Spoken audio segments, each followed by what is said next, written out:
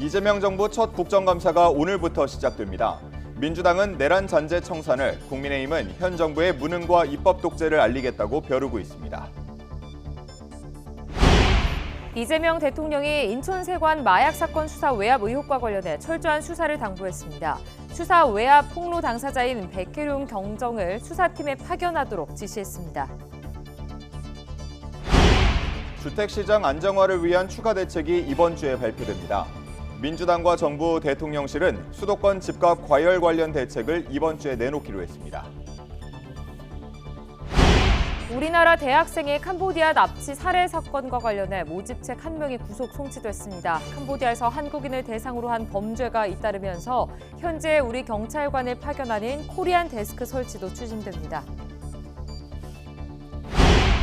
가자지구 휴전 합의에 따라 이스라엘 인질과 팔레스타인 수감자 교환이 현재 시간 13일 아침에 시작됩니다.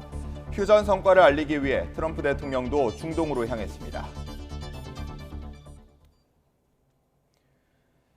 시청자 여러분 안녕하십니까? 10월 13일 월요일 뉴스타트 1부 시작합니다. 이재명 정부 첫 국정감사가 오늘부터 시작됩니다. 민주당은 내란 청산, 국민의힘은 정부 실정을 전면에 내건 가운데 여야는 조희대 대법원장과 김현지 대통령실 부속실장 등을 두고 초반부터 격돌합니다. 김다은 기자가 보도합니다. 새 정부 출범 이후 넉 달 만에 열리는 국정감사엔 윤석열, 이재명 정부가 모두 도마 위에 오릅니다. 민주당은 내란 종식을 외치며 야당의 자세로 임하겠다고 외쳤고 국민의힘은 정부 폭정과 입법 독재를 알리겠다고 벼르고 있습니다.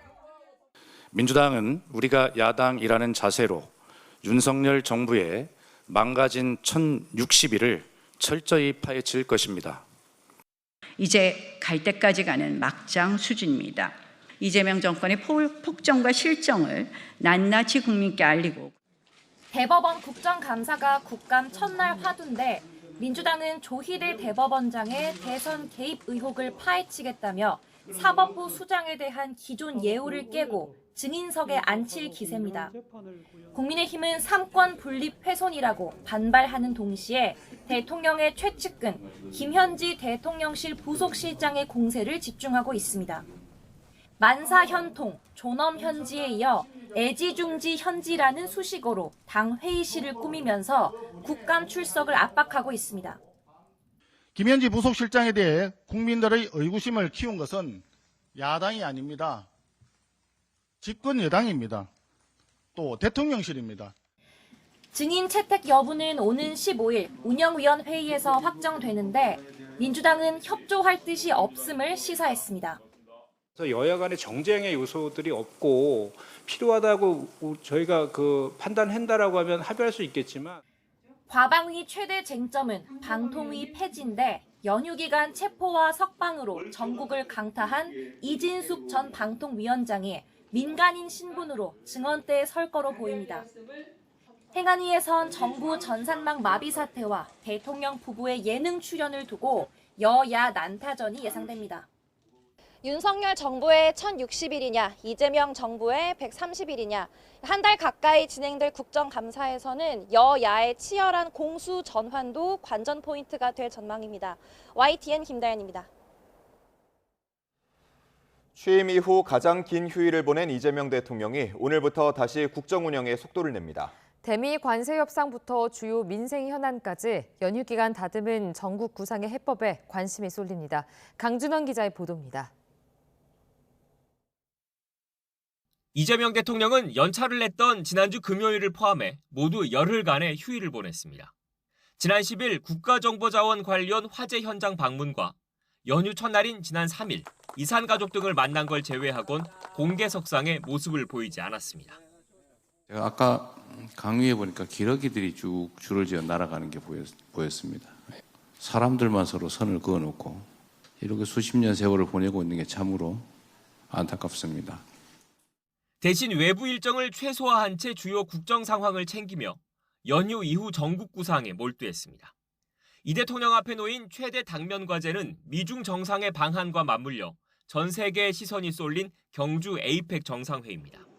3주도 채 안 남은 국제 이벤트를 성공적으로 개최해 다자 외교 역량을 입증해야 합니다.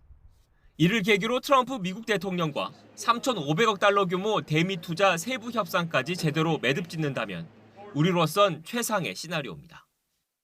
As you know, in Japan it's 550 billion, South Korea is 350 billion now. That's up front. 남북 관계 개선의 과도기적 단계로 북미 대화 재개 분위기를 조성하고 3단계 비핵화 로드맵의 초석을 다지는 데에도 힘을 쏟아야 합니다. 이 대통령이 맞닥뜨린 국내 현안들 역시 만만치 않습니다. 당장 국민의힘은 이재명 정부 첫 국정감사에서 국정자원 화제와 캄보디아 내 우리 국민 범죄 피해 등 개별 사안은 물론 외교와 경제 등 모든 분야에서 송곳 검증을 벼르고 있습니다. 우리 당은 이번 국정감사에서 이재명 정권의 총체적인 무능과 실정을 하나하나 밝혀내도록 하겠습니다. 야당의 파상 공세 속에 검찰과 사법개혁 등의 이행 방식과 속도를 둘러싼 당정 간 파열음을 최소화하는 것 또한 결국 이 대통령의 몫입니다.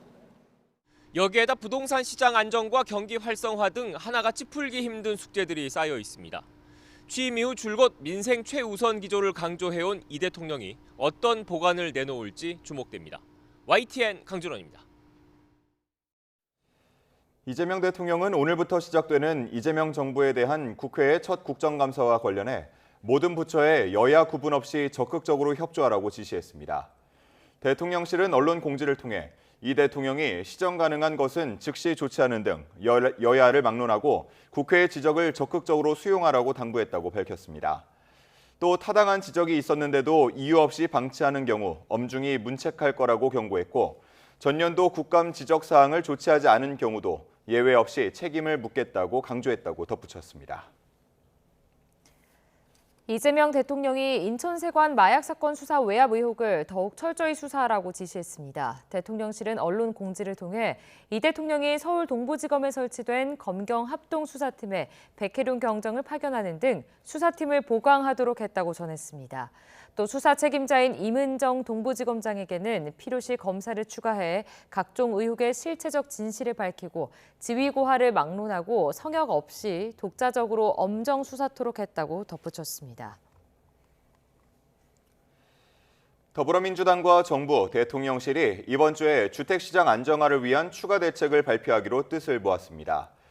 민주당 박수현 수석 대변인은 어제 고위 당정협의회를 마친 뒤 국회에서 브리핑을 열고 당정대가 주택시장 안정을 위한 근본적이고 종합적인 대책이 필요하다는 데 공감대를 형성했다고 밝혔습니다. 이어 구체적 방안에 대해 당정이 함께 고민해 나가자는 뜻을 모았다며 정부가 이번 주 안에 대책을 발표하기로 정했다고 설명했습니다. 금융당국이 총 부채 원리금 상환 비율, DSR 강화 등 추가 대출 조익에 나설 것으로 보이는 가운데 시중은행 가운데 연간 가계대출 총량 목표치를 초과하는 곳이 나오고 있습니다. 금융감독원이 국회 정무위 소속 더불어민주당 이인영 의원실에 제출한 자료를 보면 농협은행과 신한은행의 올해 가계대출 증가액이 당국에 보고한 연간 대출 증가 목표를 초과했습니다. 하나은행의 올해 가계대출 증가액도 올해 목표 대비 95%, KB국민은행은 85% 수준까지 찼습니다. 연말은 주택담보대출 등 자금 수요가 몰리는 시기여서 대출 절벽이 심화할 것이란 전망이 나옵니다. 오늘의 주요 경제 일정입니다. 주요 기업의 3분기 실적 발표 시즌이 개막합니다. 오늘은 LG전자와 LG에너지솔루션의 3분기 잠정 실적이 공개되고요. 또 내일은 삼성전자의 차례입니다. 사상 처음 3,600선을 돌파한 코스피가 기업들의 3분기 성적표와 미국 관세 협상 추이, 환율 상황에 따라 오르내릴 것으로 보입니다. 관세청이 10월 들어 10일까지 수출 현황을 발표합니다. 지난 9월은 조업일 수가 늘어 수출이 지난해 같은 달에 비해 12.7% 늘었는데요. 10월 초 집계는 긴 추석 연휴와 미국 관세 인상의 영향을 받았을 것으로 보입니다. 오늘부터 기획재정부와 국토교통부, 산업통상자원부를 필두로 경제부처 국정감사도 열립니다. 고공행진하는 서민 먹거리 물가와 좀처럼 잡히지 않는 서울 한강벨트 집값, 관세 협상, 증세 기조로 돌아선 조세 정책, 악화하고 있는 재정 상황을 두고 여야 공방이 예상됩니다. 남아 돈다는 쌀, 하지만 쌀값은 1년 전보다 30% 넘게 뛰면서 서민들을 힘겹게 하고 있죠. 지난해 정부가 수확기 가격 하락을 막기 위해 26만 톤을 매입한 영향인데요. 올해 예상 생산량은 수요량보다 16만 5천 톤 많은 것으로 전망됐는데 농식품부 양국수급위원회가 쌀 수확기 대책을 논의합니다. 캄보디아에서 숨진 채 발견된 대학생이 범죄 조직에 이리저리 팔려다니고 잔혹한 폭행을 당했다는 증언이 나왔습니다. 국민을 충격과 공포에 빠뜨린 사건이지만 특검 수사와 각종 정쟁으로 한 건 멀어진 여야는 내탓 공방만 이어갔습니다. 강민경 기자입니다. 너무 맞아서 걷지도 숨도 못 쉬는 상태였고 병원으로 가는 길에 차 안에서 사망했다. 민주당 박찬대 의원이 공개한 캄보디아 사망 대학생에 대한 증언입니다. 피해자와 같이 감금됐다가 구조된 한국인의 말인데 사망한 대학생은 마약 운반에 강제로 동원되다가 팔려왔고 그때도 이미 심한 폭행을 당해 말을 잘 할 수 없을 정도였다는 설명도 나왔습니다. 국민의힘은 피해자의 부모가 일찌감치 한국 대사관에 도움을 요청했다는 점을 들어 정부 여당에 파상 공세를 퍼부었습니다. 이재명 대통령은 사후 약방문식 대처만 하면서 본질적인 문제 해결에는 손을 놓고 있다고 꼬집기도 했습니다. 우리 국민의 안전과 생명을 지키는 일에도 대통령은 보이지 않습니다. 민주당은 이런 사건조차 발목 잡기 정쟁에 이용하려는 건 공당 자세가 아니라고 받아쳤습니다. 정부도 이번 사안을 심각하게 보고 있다며 다가오는 국정감사에서만큼은 대승적으로 머리를 맞대자고 촉구했습니다. 민주당은 국민의 생명과 안전, 재산을 지키기 위해서 항상 최선을 다하고 있습니다. 양평군청 공무원의 극단적 선택을 놓고 여진도 계속되고 있는데 국민의힘은 여당이 만든 괴물특검이 폭력 강압 수사를 한다고 주장했습니다. 특검에 대한 특검을 해야 한다는 주장까지 나왔습니다. 우리 당에서는 가칭 민중기 특검의 폭력 수사 특검법을 발의하겠습니다. 민주당은 야당이야말로 망자에 대한 예의를 지키지 않고 있다며 강압 수사를 외치는 속내는 자신들 죄를 피하려는 꼼수에 불과하다고 받아쳤습니다. 고인의 안타까운 죽음을 정치에 끌어들여 특검의 수사를 흔들고 범죄 조직의 만행도 공무원의 극단적 선택도 여의도에서는 정쟁이 됩니다. 싸울 땐 싸우더라도 국민의 생명과 직결된 사안에서만큼은 여야가 손을 맞잡아야 한다는 지적이 나옵니다. YTN 강민경입니다. 캄보디아 고문 살해 사건으로 숨진 우리 대학생에 대해 경찰이 현재 공동 부검을 추진하고 있습니다. 피해자를 캄보디아로 보낸 모집책이 구속 송치된 가운데 경찰은 배후 조직과 공범에 대해 수사 범위를 확대하고 있습니다. 김근우 기자입니다. 22살 대학생 A씨가 캄보디아 캄포트주에서 숨진 채 발견된 건 지난 8월 초입니다. 한국인 대상 취업 사기가 잦은 보코산 범죄단지 근처 트럭 안이었습니다. 캄보디아 측은 A씨가 고문으로 인한 심장마비로 숨졌다고 판단했습니다. 숨진 지 2달이 넘도록 시신 송환조차 이뤄지지 못하자 경찰은 우선 A씨를 캄보디아로 이끈 대포통장 모집책을 붙잡아 구속 송치했습니다. 모집책은 A씨와 지인 사이로 통장을 비싸게 사준다며 캄보디아로 보낸 혐의를 받습니다. 경찰은 배후 조직을 비롯한 공범이 더 있을 것으로 보고 수사를 확대할 방침입니다. 또 현지 경찰과 A씨의 시신 송환을 협의하면서 부검을 공동으로 진행하는 방안도 추진하고 있습니다. 캄보디아 검찰은 A씨를 살해한 혐의로 중국인 3명을 검거해 재판에 넘기고 도망친 2명을 쫓고 있습니다. 경찰청은 오는 23일 캄보디아 경찰과 회담을 열고 우리 경찰관을 직접 외국에 파견하는 코리안 데스크 설치를 논의할 계획입니다. 또 수사 공조를 강화하기 위해 국가수사본부장의 캄보디아 방문도 추진하겠다고 밝혔습니다. YTN 김근우입니다. 경주 에이펙 정상회의를 보름 앞두고 미중 무역 갈등이 재점화할 조짐을 보이면서 세계 금융시장까지 출렁이고 있습니다. 트럼프 대통령과 제디 벤스 부통령은 잇따라 미국은 중국을 해치고 싶지 않다고 강조하며 미중 무역 갈등 수위 조절에 나섰습니다. 뉴욕 연결해서 자세한 소식 알아보겠습니다. 이승윤 특파원, 트럼프 행정부가 미중 정상회담이 예정대로 진행될 가능성을 시사했다고요? 네, 그렇습니다. 트럼프 미국 대통령은 중국과 무역 갈등 우려가 커지는 데 대해 미국은 중국을 해치려는 게 아니라 도우려는 것이라고 강조했습니다. 트럼프 대통령은 소셜 미디어 트루스 소셜에 이 중국에 대해 걱정하지 말라면서 모든 게 잘 될 것이라는 글을 올렸습니다. 이어 매우 존경받는 시진핑 중국 국가 주석이 잠시 안 좋은 순간을 겪었을 뿐이라며 시 주석은 자국이 불황을 겪는 걸 원치 않고 나 역시 마찬가지라고 덧붙였습니다. JD 벤스 미국 부통령은 폭스뉴스와의 인터뷰에서 미중 무역 갈등의 향배에 대해 많은 부분은 중국이 어떻게 대응하느냐에 달려 있다며 수위 조절에 동참했습니다. 또 만약 중국이 매우 공격적인 방식으로 대응한다면 미국 대통령은 중국보다 훨씬 더 많은 카드를 갖고 있지만 대통령의 바람은 그 지렛대를 사용하지 않아도 되는 것이라고 강조했습니다. 이어 앞으로 몇 주간 중국이 무역 전쟁을 시작하고 싶은지 정말로 이성적으로 행동하고자 하는지 제대로 파악하게 될 것이라며 중국이 이성적인 길을 택하기를 바란다고 밝혔습니다. 그러면서 트럼프 대통령이 시진핑 주석과 쌓아온 우정을 고맙게 생각하고 있다면서 미중 정상은 좋은 관계지만 중국 공산당 정부의 행동에 모두가 정말 충격을 받았다고 밝혔습니다. 이런 가운데 미국의 무역 정책을 총괄하는 제이미슨 그리어 미국 무역 대표는 미중 정상 간의 대화 가능성을 시사했습니다. 특히 미중 정상이 보름 뒤 한국 경주에서 열리는 에이펙 정상회의를 계기로 만날 가능성에 대해 상대방이 대화에 관심이 많다면 트럼프 대통령은 늘 대화 의사가 있다고 말했습니다. 이어 중국과 실무급에서 접촉했으니 지켜보겠다면서 미국이 폭넓은 관세를 자제했는데도 중국은 히토류 수출 통제 확대를 결정했으니 분명한 합의 위반이라고 주장했습니다. 네, 지난주에 미국의 대중관세 보복 조치가 나오자 뉴욕 증시 급락 마감하기도 했는데 이번 주에도 이 미중 무역 갈등 추이에 따라서 크게 출렁일 수도 있겠네요. 네, 그렇습니다. 지난주 미국 연방정부의 일시적인 업무정지, 셧다운에도 신기록 행진을 연일 이어나가던 뉴욕 증시는 미중 무역 갈등 재점화로 지난주 금요일에 일제히 급락했습니다.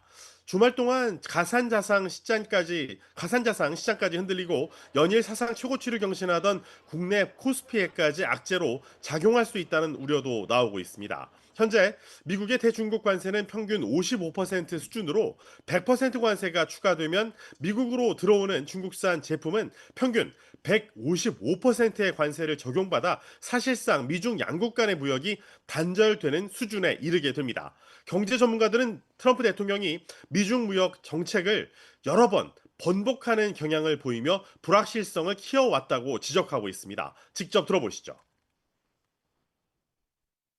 The hardest part right now is that President Trump and the Trump administration is very unstable in its policies. I'm hoping the United States can actually turn to longer-term thinking and to diplomacy and negotiation with China rather than this unilateralism. 투자자들이 여기서 트럼프 대통령이 항상 꽁무니를 빼는 상황에 맞춰 갈등 수위가 내려갈 때를 대비한 저가 매수인 타코 트레이드로 대응할지도 관심입니다. 프리덤 캐피털은 장기적으로 이 긍정적인 결과를 끌어내기 위한 트럼프 대통령의 협상 전술일 수 있다면서 이번 급락은 다시 한번 매수의 기회가 될 가능성이 있다고도 분석했습니다. 가벨리 펀드는 미국 기업들의 실적은 계속 견조할 것으로 보이고 금리가 하락세이며 대체 투자처가 많지 않기 때문에 미국 기업들의 가치 평가도 그대로 유지될 가능성이 크다고 내다봤습니다. 지금까지 뉴욕에서 YTN 이승윤입니다. 이스라엘이 하마스에 역류된 자국민 인질 20명 모두 현지 시간 13일 아침, 우리 시간 오늘 오후 석방된다고 밝혔습니다. 트럼프 미 대통령은 이스라엘을 방문해 연설한 뒤 휴전 성과를 알리는 정상회의를 주재하기 위해 중동으로 향했습니다. 런던 조수연 특파원입니다. 이제 전쟁은 그만. 트럼프 대통령 감사합니다. 가자 지구에 역류된 이스라엘 인질 석방을 앞두고 이런 문구가 적힌 간판이 텔아비브 중심가를 가득 메웠습니다. We have emotions of anticipation for a better future. 예루살렘에서는 트럼프 미국 대통령을 맞이하기 위한 준비가 한창입니다. 인질 석방에 맞춰 방문하는 트럼프 대통령은 현지 시간 13일 오전 11시쯤 이스라엘 의회에서 연설을 하고 인질 가족도 만날 것으로 예상됩니다. 트럼프 방문을 앞두고 네타냐후 이스라엘 총리는 모든 인질을 인도받을 준비를 마쳤다고 밝혔습니다. 생존 인질 20명 석방 이후 남은 28명의 유해 인도가 이루어집니다. The release of our hostages will begin early Monday morning. We are expecting all 20 of our living hostages to be released together at one time. 하마스 고위 관계자도 인질 수감자 교환이 13일 아침에 시작된다고 확인했습니다. 인질들은 국제 적십자를 통해 이스라엘군에 인계돼 레인 군부대에서 건강검진을 받은 뒤 가족과 재회하게 됩니다. 이스라엘은 모든 인질이 국경을 통과하는 게 확인되면 팔레스타인 수감자 석방을 시작할 방침입니다. 현지 시간 13일 이집트에서는 가자지구 평화를 논의하는 정상회의가 예정돼 유럽과 중동 20개국 정상들이 총 출동합니다. 트럼프 대통령은 가자 종전안 합의 서명식을 통해 2단계 평화계획 의지를 담은 이행 방안 등을 국제사회에 알릴 것으로 보입니다. 하지만 하마스는 무장 해제에 반대하고 있고 철수를 시작한 이스라엘군도 가자 주요 지역에 남아있어 무력 충돌 가능성은 여전히 남아있습니다. 런던에서 YTN 조수연입니다. 베냐민 네타냐후 이스라엘 총리가 팔레스타인 무장정파 하마스의 인질 석방을 하루 앞두고 전쟁 승리를 주장하면서 국가 통합을 촉구했습니다. 네타냐후 총리는 현지 시간 12일 공개한 영상 성명에서 감동적인 밤이라며 우리는 힘을 합쳐 전 세계를 놀라게 한 승리를 이뤘다고 말했습니다. 그러면서 여전히 중요한 안보 문제가 남아있다며 일부 적들이 이스라엘을 다시 공격하려 하고 있다고 주장했습니다. AR 자미르 이스라엘군 참모총장도 하마스를 상대로 한 가자지구 전쟁 승리를 선언하고 인질을 돌려받기 위한 작전을 개시한다고 밝혔습니다. 10월 들어 마치 장마철이 다시 온 듯 비 소식이 잦습니다. 이번 주에도 비가 내렸다 그치기를 반복하며 자주 이어질 것으로 보이는데요. 특히 오늘과 내일은 전국에 비가 내리겠고 영동에는 120mm가 넘는 호우가 예상됩니다. 김민경 기자의 보도입니다.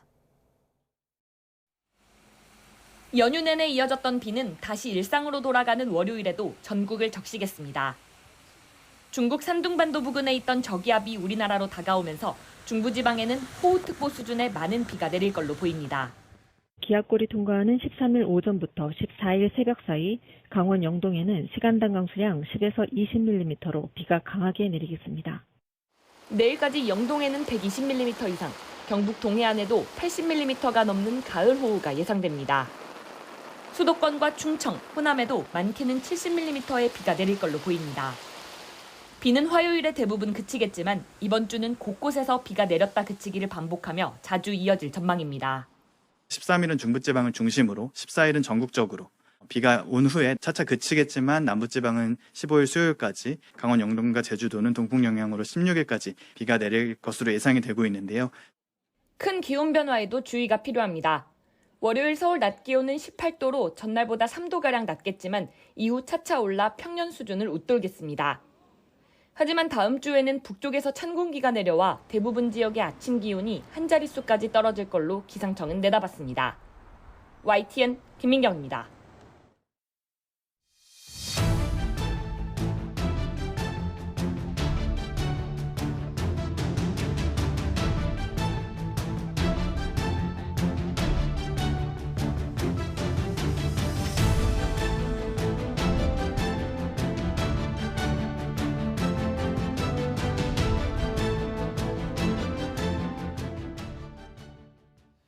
신뢰받는 법원으로 거듭나겠다고 강조한 사법부가 격동의 일주일을 맞이합니다. 대법원에 대한 국정감사 그리고 사법부가 신뢰 회복의 대책으로 내세운 내란 사건 재판 중계가 이번 주에 잇따라 진행됩니다. 이경국 기자입니다. 이번 주 대법원에 대한 국회의 국정감사가 열립니다. 오늘은 국회에서 그리고 모레에는 대법원에서 현장 감사가 진행될 예정입니다. 관건은 조희대 대법원장이 국감장에 출석해 증언할지 여부입니다. 여당은 이재명 대통령 공직선거법 사건 파기환송 선고 등과 관련해 청문회 수준의 감사를 하겠다며 대법원장이 인사만 하고 자리를 뜨던 관례도 허용하지 않겠다는 방침입니다. 지금은 국민들이 대법원장에 물어보고 싶은 질문이 너무 많습니다. 이번에는 양해는 없다. 조 대법원장이 국감장에 나올지조차 아직은 미지수인 상황. 설령 출석하더라도 재판과 관련한 각종 질의에 대해 사법부 독립을 강조해온 조 대법원장이 침묵을 지키거나 원론적 답변만 할 가능성이 큽니다. 줄줄이 예정된 비상계엄 사건 재판 중계도 분수령이 될 전망입니다. 국감 시작 당일 윤석열 전 대통령 내란 우두머리 혐의 재판과 한덕수 전 국무총리 방조 혐의 재판이 예정돼 있는데 두 사건 모두 법원이 사후 촬영본을 공개하는 방식으로 재판을 중계할 계획입니다. 사법부가 공정한 재판에 대한 국민 요구에 부응하겠다며 재판 중계를 적극 실시하고 나섰던 만큼 우려를 불식할 계기로 삼을 수 있을지 주목됩니다. YTN 이경국입니다. 김건희 특별검사팀이 서울 양평고속도로 종점 변경 의혹과 관련해 윤석열 정부의 인수위원회 차원의 외압 여부를 살펴보고 있습니다. 관련 특검 조사를 받고 숨진 양평군청 공무원은 오늘 경찰에서 부검할 예정입니다. 이준엽 기자가 보도합니다.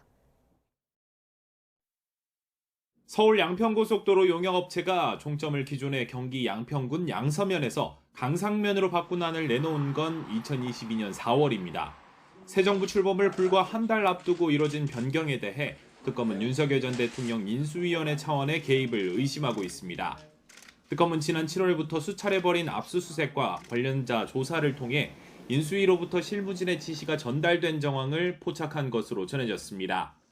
인수위로부터 이런 외압이 있었다면 인수위 관계자에게 지시를 내리거나 의중을 전달한 윗선이 누구인지에 대한 조사도 불가피할 것으로 보입니다.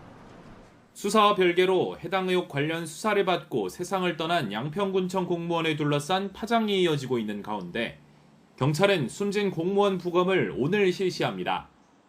타살 혐의점은 없다고 보지만 사망 원인을 명확히 하기 위해 유가족 동의를 얻어서 진행하기로 한 겁니다. 현장에서 발견된 유서 필적 감정도 국립과학수사연구원에 의뢰할 예정입니다. 경찰은 강압수사를 주장하는 내용이 담겨 논란이 된 숨진 공무원의 별도 자필 메모가 유서 내용과도 일치하는지에 대해서는 말을 아끼고 있습니다. 다만 유서는 유가족이 살펴보고 숨진 공무원 필체와 일치한다는 점을 확인했다고 전했습니다. 특검은 지난 10일 공무원에 대한 해명 자료를 낸 이후 추가 입장은 내지 않고 있습니다. 경찰의 사망사건 수사 상황을 우선 지켜볼 것으로 보입니다. YTN 이준엽입니다. 삼부토건 주가 조작 혐의로 구속 기소된 이일준 회장과 이은건 전 대표의 보석신문이 오늘 열립니다. 서울중앙지방법원은 오늘 오전 두 사람의 보석신문 기일을 진행합니다. 법원이 보석을 허가하면 보증금 납부 등 조건을 붙여 재판 중인 피고인의 구속 집행을 해제하게 됩니다. 두 사람은 재작년 삼부토건이 우크라이나 재건 사업을 추진할 것처럼 투자자들을 속여 부당 이득 369억 원을 챙긴 혐의로 재판에 넘겨졌습니다. 한 줄 뉴스입니다. 중대재해처벌법 위반으로 판결이 확정된 사건 22건 가운데 19건이 위험성 평가를 제대로 하지 않아 문제가 됐던 것으로 나타났습니다. 어제 오후 경기도 화성시 정남면에 있는 공장 창고 건물에서 불이 났습니다. 50여 분 만에 큰 불길이 잡혔고 현재까지 확인된 인명피해는 없습니다. 전역을 2달 앞두고 숨진 육군 병장이 가혹행위를 당했다는 유족의 고소장이 접수돼 군경이 수사에 나섰습니다. 아동보호치료시설에서 보호받고 있는 아동 10명 가운데 3명은 경계선 지능인으로 진단받았거나 의심된다는 조사 결과가 나왔습니다. 자립준비 청년 4명 가운데 1명은 최근 1년 동안 먹을 것이 떨어졌지만 경제적인 어려움 때문에 살 돈이 없었던 경험이 있는 것으로 나타났습니다. 법무부는 일제의 강제병합에 앞장선 친일파 이해승의 후손을 상대로 토지 매각 대금 78억 원에 대해 국가에 귀속하는 절차에 착수했습니다. 지금까지 한 줄 뉴스였습니다. 국가정보자원관리원에 난 불로 마비된 전산 시스템 가운데 현재까지 260개가 복구됐습니다. 중앙재난안전대책본부는 어젯밤 9시를 기준으로 모두 260개 시스템이 정상화됐다고 밝혔습니다. 이번 화재로 가동을 멈춘 전체 시스템은 709개로 복구율은 36.7%에 이릅니다. 이용자가 많은 1등급 시스템은 40개 가운데 30개가 재가동돼 복구율이 75%에 달합니다. 화재로 인한 국가 전산망 마비 사태가 길어지는 가운데 이번을 계기로 정부의 클라우드 시스템을 근본부터 바꿔야 한다는 목소리가 높습니다. 전자정부 시대를 끝내고 AI 정부 시대로 전환한다는 게 대통령실의 구상인데요. 민간 클라우드 도입이 유력합니다. 장하영 기자입니다. 국세청 홈페이지에서 내야 할 세금을 확인한 뒤 은행 계좌번호를 입력하면 자동으로 계좌 이체가 디지털 전환이 빨랐던 우리 정부는 2000년대 초반 전자 조달 시스템과 인터넷 민원 서비스를 도입했고 2010년 들어 유엔에서 세계 1위 전자정부로 꼽을 정도로 이 분야 선진국입니다. 하지만 그런 발전이 인공지능 AI 시대의 필수인 클라우드 전환에는 오히려 걸림돌이 됐습니다. 17,000개가 넘는 정부 시스템이 각자 운용되고 보안을 이유로 호환되지 않기 때문입니다.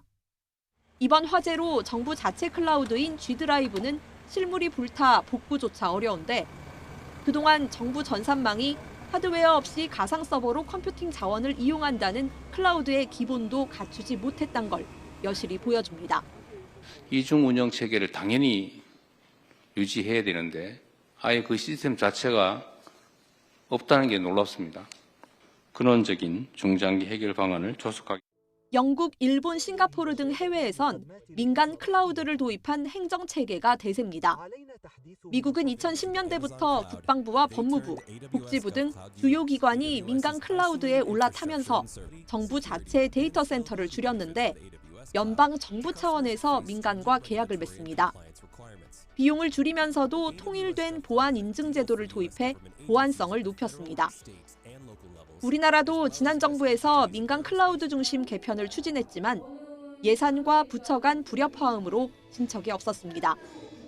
그동안은 그 정부의 보안은 단순한 격리였습니다. 물리적으로 격리해서 우리는 아예 그냥 고립돼 있자는 정책이었는데요. 좋은 대책을 만들고도요. 결국은 또 예산하고 제도 문제 때문에 항상 진행되다가 이제 용두사미로 끝나는 경우가 많거든요.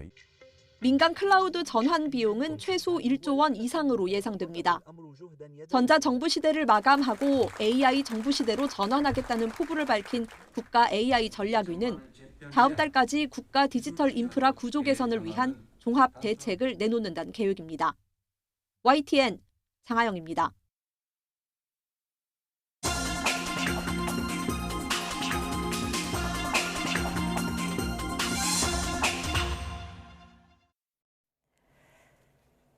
네, 오늘의 글로벌 픽입니다. 아프가니스탄을 통치하는 이슬람 무장 조직 탈레반과 파키스탄이 국경 지역에서 격렬한 교전을 벌여 사상자가 속출했습니다.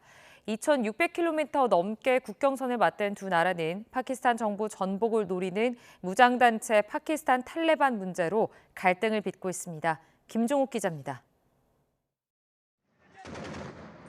캄캄한 밤 중화기에서 쉴 새 없이 내뿜는 화염이 번쩍이고 공격받은 건물이 불타오릅니다. 초소와 부대본부, 탱크 등 주요 목표물에 정밀 타격도 이뤄지면서 군인들이 급히 몸을 피합니다. 아프가니스탄 탈레반군과 파키스탄군이 국경지대 여러 곳에서 포와 총기, 드론 등을 동원해 격렬한 교전을 벌였습니다. 아프간 측은 수도 카불 등을 겨냥한 파키스탄군의 영공 침범에 보복해 여러 명을 사살했다며 카타르와 사우디아라비아의 요청으로 공격을 멈췄다고 밝혔습니다.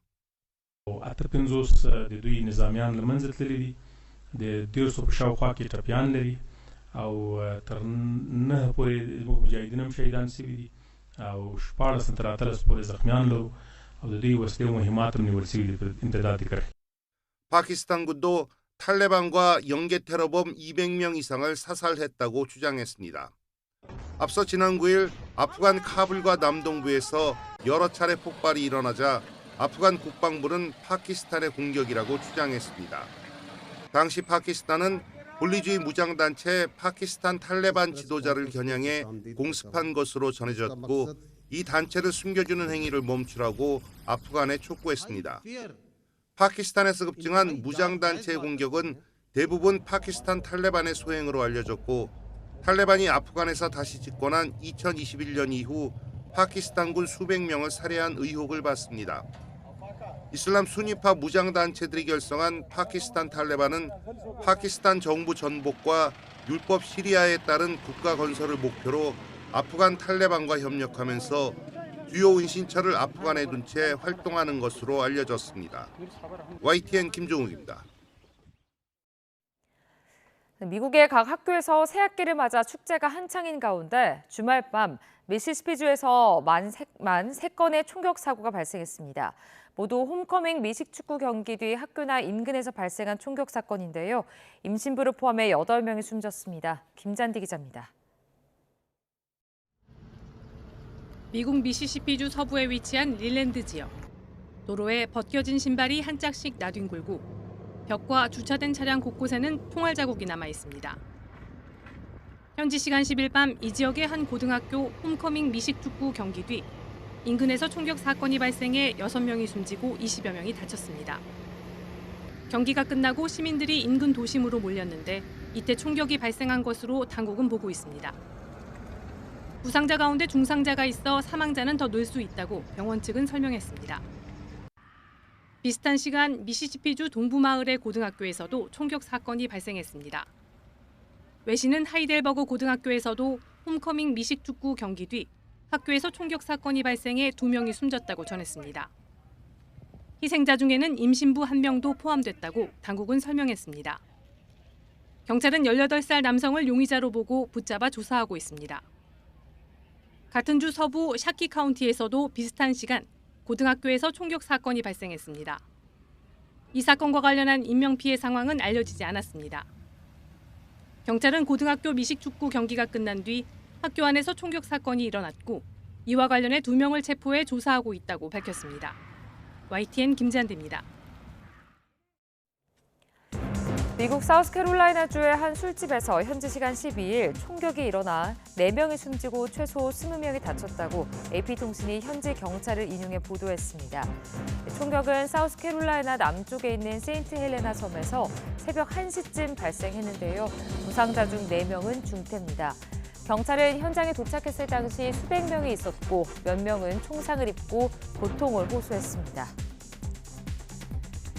미국 트럼프 행정부가 연방정부 기능이 일부 중단되는 셧다운 와중에 질병통제예방센터 CDC 직원들에게 대규모로 해고를 통보했다가 이 가운데 상당수의 통보를 취소하는 일이 벌어졌습니다.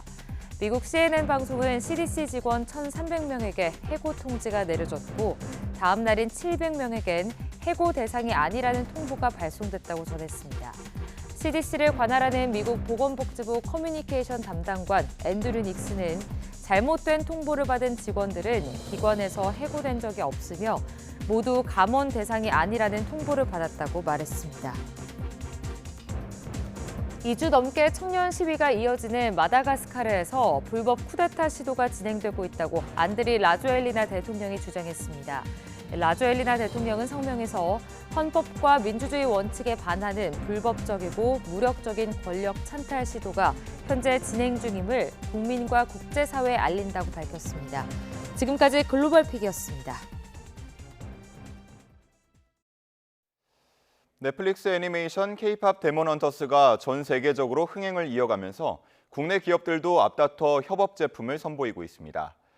문화 콘텐츠와 결합한 마케팅으로 수익을 극대화하려는 전략인데 주의할 점도 있습니다. 오동건 기자가 취재했습니다. 넷플릭스 애니메이션 K-팝 데몬 헌터스 주인공 복장을 한 아이돌. 동경하던 캐릭터처럼 멋진 포즈를 취해보고 아이돌 헌트릭스의 식사 장면으로 들어가 직접 체험해봅니다. 요즘 사진 찍는 테마전 같은 거 있잖아요. 그런 게 약간 되게 실감나가지고 그런 게 좋은 것 같습니다. 엉뚱한 매력으로 사랑을 받은 반려호랑이 더피. 더피의 발에 걸려 넘어졌던 화분도 다시 세워봅니다. 공개된 지 석 달 만에 누적 조회수 3억 3천만 회를 돌파한 캐대언 OST 역시 글로벌 음원 차트를 석권하며 세계적인 관심을 끌고 있습니다. It's famous that when the song is being played, you can hear kids singing it a lot. 국내 기업들은 캐대언의 글로벌 열풍을 수익으로 연결하기 위해 애쓰고 있습니다. 저도 이렇게 캐대언 티셔츠와 모자를 써봤습니다. 최근에 패션, 유통업계 가릴 것 없이 캐대언을 마케팅에 적극 활용하고 있습니다. 영화 속 아이돌 헌트릭스와 사자 보이즈를 디자인해 넣은 의류를 내놓은 에이세컨즈는 2차 상품 출시와 팝업 스토어까지 계획하고 있습니다. 농심은 제품에 캐릭터 디자인을 넣은 한정판 제품을 출시해 해외 유명 유통체인에서 판매를 시작했고, CU는 영화 속 통째로 먹는 김밥을 그대로 만든 제품을 출시했습니다. 파리바게트는 헌트릭스 케이크와 약과 등 전통 디저트도 내놓았습니다. 데몬 헌터스 케이크 나오더라고요. 그거 집에 가는 길에 사가지고 오늘 파티하기로 했어요. 이처럼 기업들이 캐대언의 인기를 활용한 마케팅에 열을 올리고 있지만 전문가들은 희소성이 사라질 수 있다며 주의를 당부합니다. 관련 없는 어떤 제품과 또 콘텐츠는 어떤 시너지 효과를 내기가 매우 어렵습니다. 그래서 좀 선별적으로 해당 콘텐츠와 제품의 어떤 연계성을 확보하는 것이 매우 중요하다고 생각합니다. 캐대헌의 글로벌 흥행이 국내 기업 마케팅에 긍정적 영향을 끼치고 있지만 단순히 열풍에 편승하는 것을 넘어서 제품의 완성도와 차별성을 확보하는 전략도 필요해 보입니다. YTN 오동건입니다. 경기도가 지난해부터 농어업인의 소득 증대에 필요한 맞춤형 지원 사업을 펼치고 있는데요. 일손 부족과 고령화로 어려움에 처한 우리 농어촌에 새로운 활력이 되고 있습니다. 최명신 기자가 보도합니다. 배를 이어 화훼농사를 짓는 왕상훈 씨는 요즘 카메라 찍는 횟수가 부쩍 늘었습니다. 오늘의 주인공은 스위스 치즈 식물이라는 별명을 가진 몬스테라입니다. 커다란 잎과 구멍이 뚫린 독특한 생김새를 온라인 스토어에 올렸더니 구매 문의가 꾸준히 들어오고 있습니다. 도매만 고집하다 전문가 컨설팅을 받은 뒤 다양한 판로 확보에 힘을 쏟고 있습니다. 점점 판매량이 증가하고 있는데요. 기존에는 뭐 2-3개 정도 이렇게 판매를 하다가 지금은 40-50개 정도씩 해서 점차적으로 계속 판매량이 증가하고 있는 추세입니다. 달콤한 향을 머금은 샤인머스켓이 주렁주렁 열렸습니다. 이곳 농장주는 하우스 외부에 빗물바지를 설치해 비로 인한 포도알 터짐과 당도 저하 문제를 해결했습니다. 소비자 인지도를 높이기 위해 귀여운 캐릭터도 만들었습니다. 들쑥날쑥한 그 품질도 품질이고 판로가 좀 한정적이다 보니까 소득이 좀 들쑥날쑥했습니다. 그래서 이번 프로젝트가 좀 품질도 향상시키고 판로도 많이 넓어져서 경기도가 지난해부터 시작한 농업소득 333 프로젝트가 하나둘씩 성공 사례를 내놓고 있습니다. 농업인 310명을 선발해 3년 동안 소득을 30%까지 늘리는 걸 목표로 재배기술과 전문가 컨설팅, 판로 개척 등을 지원하고 있습니다. 이것을 통해서 농민들이 이제는 단순히 내가 농사만 짓는 사람이 아니라 경영을 해야 되겠다. 경영 마인드. 이런 걸 갖게 했던 게 가장 큰 성과가 아닌가 이렇게 생각이 듭니다. 333 프로젝트가 농업인 소득 향상은 물론 농업의 고부가 가치를 만드는 중요한 전환점으로 기대를 모으고 있습니다. YTN 최명신입니다. 가을철 집중되는 산악사고에서 자신의 위치를 구조대에게 알려줄 수 있는 지표가 바로 산악 위치 표지판입니다. 하지만 산 중턱에 설치돼 그동안 교체나 보수가 쉽지 않았는데 충북소방이 전국에서 처음으로 드론으로 교체에 성공해 불필요한 시간과 소방력 낭비를 줄일 수 있게 됐습니다. 김기수 기자입니다. 어둠이 짙게 깔린 산속, 소방대원들이 부상을 입은 등산객을 업고 조명을 비춘 채 조심스럽게 하산합니다. 산에 올랐다가 사고를 당한 건데 산악사고는 주로 등산객이 많아지는 가을철에 집중돼 있습니다. 특히 일교차가 큰 가을, 산에서 사고가 나면 저체온증 등을 막기 위한 골든타임 확보가 무엇보다 중요한 상황. 산속에서 조난이나 사고가 발생했을 때 본인의 위치를 등산객이 모르는 경우가 많거든요. 이 골든타임이 중요한 이유는 이 기온이 급강하되면서 체온이 떨어지면서 이때 구조의 나침판이 되는 것이 산속에서 자신의 위치를 정확히 알릴 수 있는 산악 위치 표지판입니다.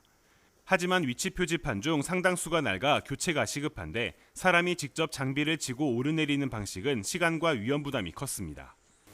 이에 충북 음성소방서가 전국에서 처음으로 소방 드론을 활용한 산악 위치 표지판 교체 작업을 선보였습니다. 위치 표지판을 소방 드론의 밧줄로 연결하고 현장 주변에서 소방대원들에게 표지판과 장비를 건네주는 방식입니다.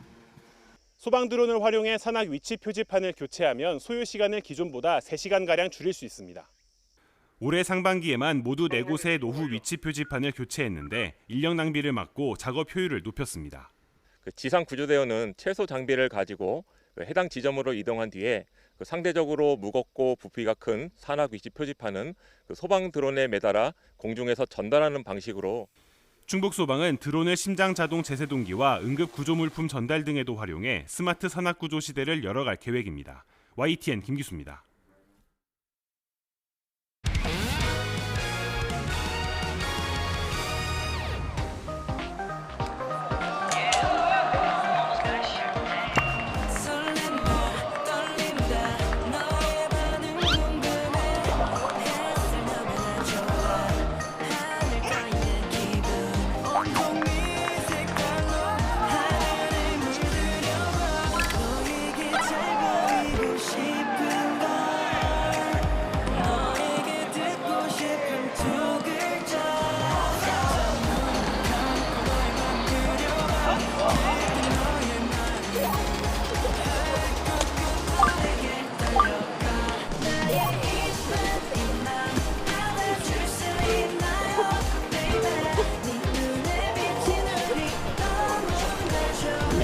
We are now in Chuseok, Chai, Chinaseo, and as you are a fan as well, the shirt of the Brazilian fans.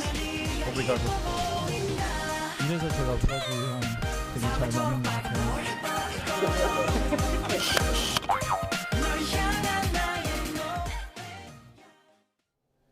오늘 출근길엔 우산 챙기셔야겠습니다. 현재 레이더 영상을 보면 중부지방부터 비가 내리기 시작됐는데요.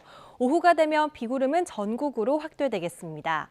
오후부터 영동에는 시간당 20mm 안팎의 강한 비가 집중되면서 내일까지 120mm가 넘는 가을 호우가 쏟아지겠고요. 그 밖에 전국에도 최고 50에서 70mm의 많은 비가 오겠습니다. 동해안 지역에는 강한 바람도 동반되겠고 동해안과 제주 해안에서는 너울성 파도가 높게 일겠습니다. 비가 내리면서 종일 서늘함이 감돌겠습니다. 현재 서울 기온은 16.8도, 대구는 18.3도 보이고 있는데요. 한낮이돼도 서울 기온은 18도에 그치겠고 대구 21도, 광주 26도, 울산 22도 예상됩니다. 주 후반까지 비가 자주 내리겠습니다. 주말에 또 전국에 비가 내린 뒤에는 서울 낮 기온도 20도 아래로 떨어질 전망입니다. 날씨였습니다. 이상으로 뉴스타트 1부 마칩니다. 잠시 후 2부가 이어집니다. 함께해 주신 여러분 고맙습니다.